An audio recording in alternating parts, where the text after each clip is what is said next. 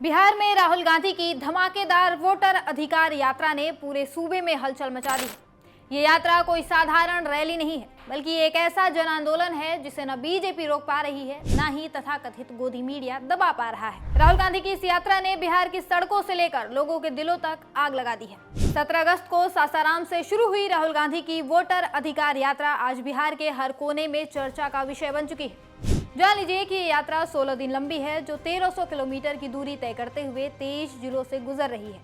मुंगेर, कटिहार, पूर्णिया, सुपौल, सीतामढ़ी, दरभंगा जैसे इलाकों में राहुल की सभाओं में भारी भीड़ उमड़ रही है। लोग बारिश की परवाह किए बिना गर्मी और उमस को नजरअंदाज करते हुए अपने नेता को सुनने आ रहे हैं। ये भीड़ सिर्फ समर्थकों की नहीं है, बल्कि उन आम लोगों की है जो अपने हक की लड़ाई में राहुल के साथ कंधे से कंधा मिलाकर चलना चाहते हैं। राहुल गांधी इस यात्रा में एक बड़ा मुद्दा उठा रहे हैं, वोट चोरी।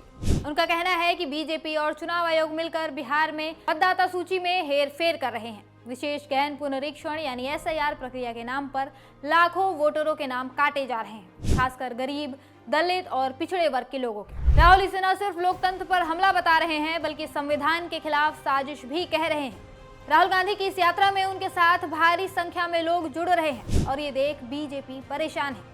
वो उन्हें रोकने के लिए हर मुमकिन कोशिश कर रही है। गोदी मीडिया को भी काम पर लगा दिया है। वो वोट चोर छोड़ माखन चोर पर शो कर रही है।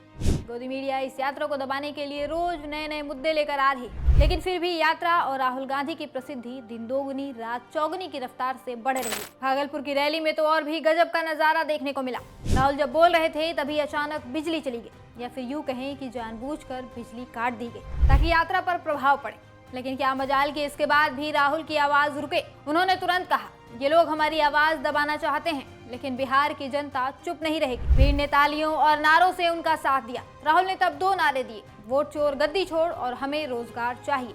ये नारे अब बिहार की गलियों में गूंज रहे हैं। ये भी जान लीजिए कि इस यात्रा में राहुल गांधी अकेले नहीं हैं। उनके साथ इंडिया गठबंधन के बड़े नेता जैसे तेजस्वी यादव भी कदम से कदम मिलाकर चल रहे हैं।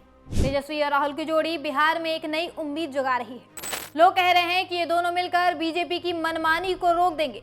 1 सितंबर को पटना के गांधी मैदान में इस यात्रा का समापन एक विशाल रैली के साथ होगा और माना जा रहा है कि ये रैली बिहार की सियासत में एक नया इतिहास लिखेगी। राहुल की इस यात्रा का असर सिर्फ सियासी नहीं, बल्कि सामाजिक भी है। राहुल गांधी से इस दौरान कई लोग मिल रहे हैं जो अपनी समस्या बता रहे हैं। राहुल ने इन लोगों से वादा किया है कि वो इनकी आवाज को संसद तक पहुंचाएंगे।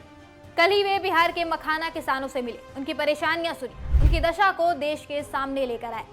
इसी उम्मीद से और भी लोग राहुल गांधी से मिल रहे हैं, क्योंकि वो जानते हैं कि राहुल उनकी समस्या को दूर करने के लिए हर प्रयास करेंगे। इस यात्रा ने ये भी साबित कर दिया है कि बिहार की जनता बदलाव चाहती है। लोग रोजगार, शिक्षा और अपने वोट के हक की बात कर रहे हैं।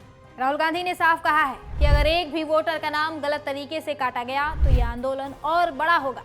बिहार की जनता अब जाग चुकी है और वो अपने हक के लिए सड़कों पर उतर रही है।